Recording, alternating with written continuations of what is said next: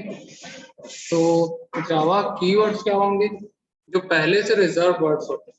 ठीक है, जावा में बहुत सारे पहले से कीवर्ड्स हम लोग को मिल जाते हैं। 32 तो बेसिक कीवर्ड्स होते ही है, उसके अलावा और भी बहुत सारे कीवर्ड्स होते हैं। ठीक है, तो जनरली यहाँ पे जो कीवर्ड्स हम लोग देखते हैं उसके अलग अलग मीनिंग होते हैं। ठीक है, Java keywords are also known as reserve keywords. Keywords are particular words which act as a key to A code. ठीक है, मतलब जब हम लोग कोड लिखते हैं तो उसमें बहुत सारे वर्ड्स ऐसे होते हैं जो पहले से प्री डिफाइंड हम लोग को मिलते हैं। ठीक है, हम लोग को अलग से उसको डिफाइन करने की जरूरत नहीं होती, पहले से हम लोग को प्री डिफाइंड वो मिलता है।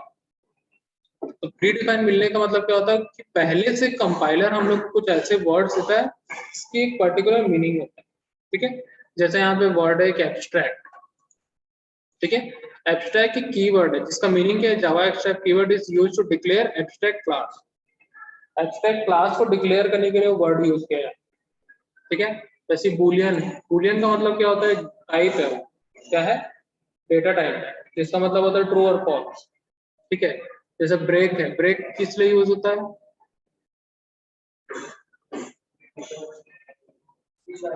स्विच स्टेटमेंट में यूज होता है, या फिर जहां पे भी हम लोग इटरेशन रोकना होता है, ठीक है, वहां पे हम लोग यूज करते हैं।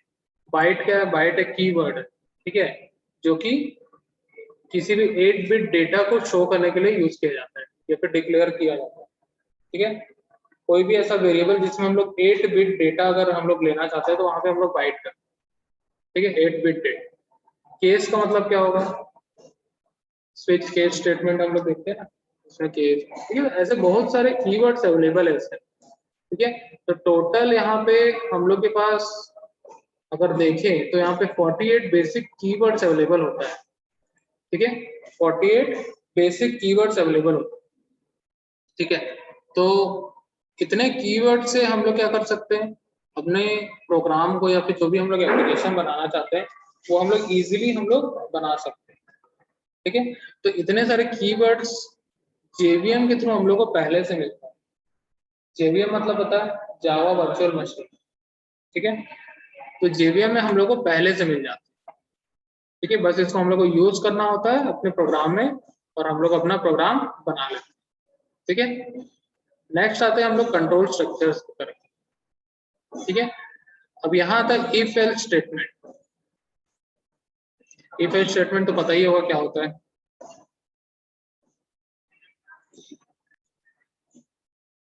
किसी भी कंडीशन को हम लोग सबसे पहले चेक करेंगे, ठीक है, वो कंडीशन ट्रू है या फिर फॉल्स है।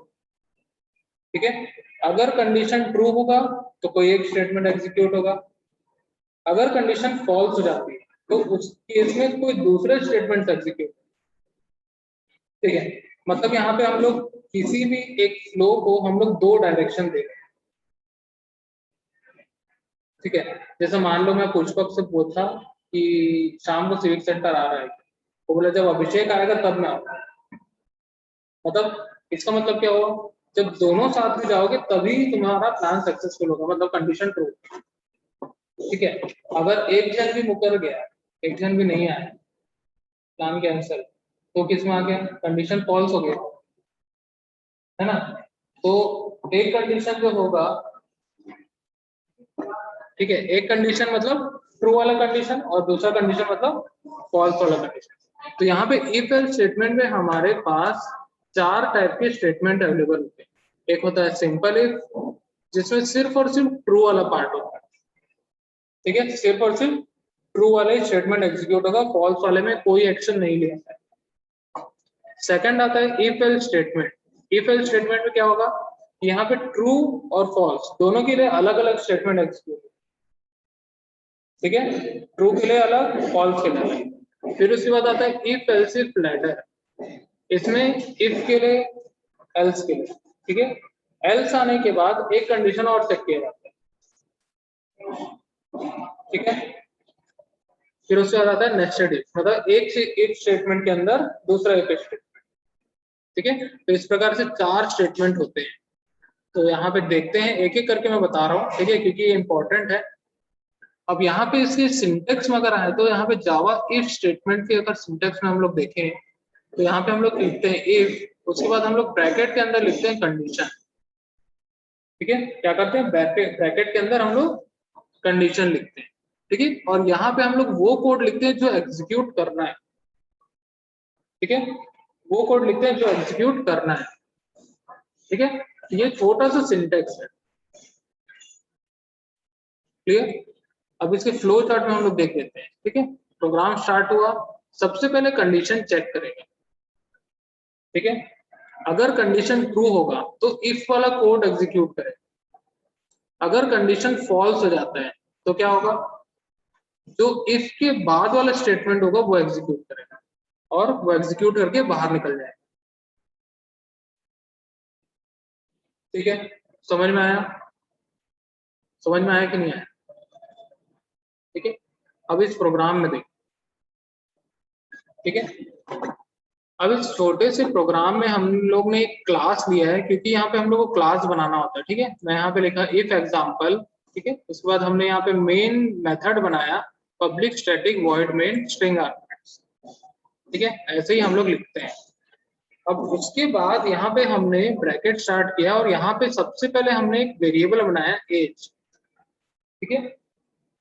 एज मैंने इंटीजर टाइप का बनाया और उसमें वैल्यू 20 मैंने असाइन कर दिया, ठीक है। एज की वैल्यू क्या है, 20, ठीक है। अब यहाँ पे हम लोग को एज चेक करना है कि वो एलिजिबल है या नहीं वोट के लिए, ठीक है। तो वोटिंग के लिए कंडीशन क्या होती है, अगर मुझे वोट देना है तो कंडीशन क्या होती है, मोर देन 18 होनी चाहिए, ठीक है। मतलब एज जो है वो 18 से अबव होनी चाहिए, ठीक है। तो हमारा कंडीशन क्या बना, सबसे पहले उस एज को हम लोग चेक करेंगे, if age is greater than 18, अगर एज की वैल्यू 18 से बड़ी होगी तभी कंडीशन ट्रू होगा, ठीक है। और यहाँ पे प्रिंट करेगा एज इज ग्रेटर देन 18। अगर ये कंडीशन फॉल्स हो जाता है, अगर एज की वैल्यू मान के चलो 10 होती है, एज की वैल्यू अगर 10 होती है, उस केस पे क्या हुआ, ये कंडीशन ट्रू हुआ या फॉल्स हुआ, फॉल्स हो गया। तो फॉल्स के केस पे हमने कोई भी स्टेटमेंट नहीं दिया है, इसका मतलब कंट्रोल कहाँ जाएगा, यहाँ पे आएगा और जो भी उसके पास स्टेटमेंट लिखा होगा वो एग्जीक्यूट करेगा, ठीक है। मतलब सिंपल इफ में हमारे पास सिर्फ और सिर्फ ट्रू वाला पार्ट ही है, फॉल्स के लिए कोई भी स्टेटमेंट एग्जीक्यूट नहीं हुआ, ठीक है। क्लियर, समझ में आया, नोट करो इसको, ठीक है। तो नेक्स्ट है जावा इफ एल्स स्टेटमेंट। अब यहाँ पे क्या है, हमारे पास दो पार्ट है, ठीक है। कौन कौन सा पार्ट है, एक होगा ट्रू वाला पार्ट और एक होगा फॉल्स वाला पार्ट। अब देखो यहाँ पे हमारे पास एक कंडीशन होगा, इस कंडीशन को चेक करेंगे, ठीक है। अगर ये कंडीशन ट्रू होगा तो ये इफ वाला पार्ट एग्जीक्यूट होगा, ठीक है, ये इफ वाला पार्ट एग्जीक्यूट होगा। अगर ये कंडीशन फॉल्स हो जाता है, अगर ये कंडीशन फॉल्स हो जाता है तो सीधा कंट्रोल कहाँ पे आ जाएगा, एल्स के पास आएगा, एल्स के पास आएगा और ये एल्स वाला जो कोड होगा वो एग्जीक्यूट होगा, ठीक है। मतलब इफ वाला जो है वो ट्रू वाला पार्ट है और एल्स वाला क्या है, फॉल्स वाला पार्ट हो गया, ठीक है।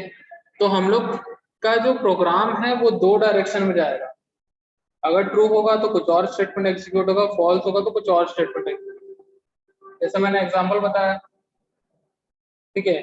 पुष्पक ने बोला अभिषेक को कि शाम को सीसी चलना है, अगर मान गया तो ठीक, नहीं तो मैं अकेले चले जाऊँ, है कि नहीं। अगर मान गया तो कंडीशन ट्रू है, ठीक है। कंडीशन ट्रू में क्या हुआ कि दोनों जाएंगे, ठीक है। अगर फॉल्स हो गया कंडीशन तो क्या होगा, पुष्पक अकेला जाएगा, है ना।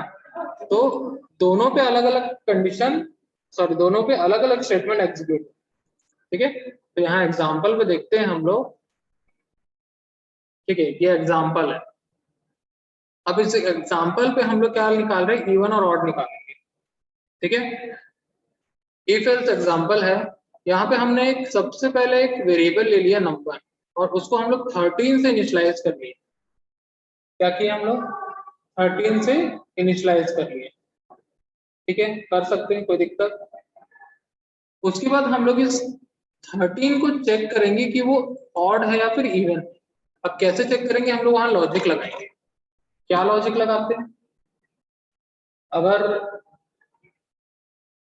किसी भी नंबर को चेक करना है कि वो इवन है या फिर ऑड है, कैसे चेक करेंगे, हम लोग उसको 2 से डिवाइड करेंगे। किससे डिवाइड करेंगे, 2 से डिवाइड करेंगे। अगर उसका रिमाइंडर 0 आया, इसका मतलब वो इवन है। अगर 0 को छोड़ के कुछ और रिमाइंडर आता है तो क्या होगा, मतलब वो ऑड है, ठीक है। तो हम लोग 13 को डिवाइड कर रहे हैं 2 से, हमने यहाँ पे क्या लगाया है, मॉडुलस ऑपरेटर लगाया है, ठीक है। 13 mod 2 इक्वल टू 0, ठीक है। 13 डिवाइडेड बाय 2, और हम लोग को क्या मिलेगा, रिमाइंडर वहां क्या मिलेगा, तो 2 से डिवाइड करेंगे, 2 6 आर 12, रिमाइंडर कितना बचा, 1। 1 0 के इक्वल है क्या, नहीं है, इसका मतलब कंडीशन क्या हुआ, फॉल्स हो गया, ठीक है। कंडीशन जब फॉल्स हुआ तो इफ वाला पार्ट एग्जीक्यूट नहीं होगा, वो कंट्रोल कहाँ पे चले जाएगा, सीधा एल्स में चले जाएगा। एल्स में गया, एल्स में जाने के बाद यहाँ पे क्या हो रहा है, एल्स वाला स्टेटमेंट जो भी लिखा होगा वो एग्जीक्यूट होगा, तो क्या प्रिंट करेगा, ऑड नंबर, ठीक है। अगर मान के चलो यहाँ पे हमने कर दिया 12, तब कौन सा एग्जीक्यूट होगा, कंडीशन ट्रू होगा या फिर फॉल्स होगा, ट्रू होगा, पक्का, ठीक है। तो इस केस में कंप्लीटली डिविजिबल हो जा रहा है, मतलब इसका रिमाइंडर कितना आएगा, 0 आएगा। तो रिमाइंडर 0 आया, इसका मतलब कंडीशन ट्रू हो गया, ठीक है। और क्या प्रिंट करेगा, इवन नंबर, ठीक है, क्लियर है। तो इफ एल्स स्टेटमेंट है, हमारे पास दो पार्ट होता है, एक होता है ट्रू और एक होता है फॉल्स वाला पार्ट, ठीक है। समझ में आया क्या।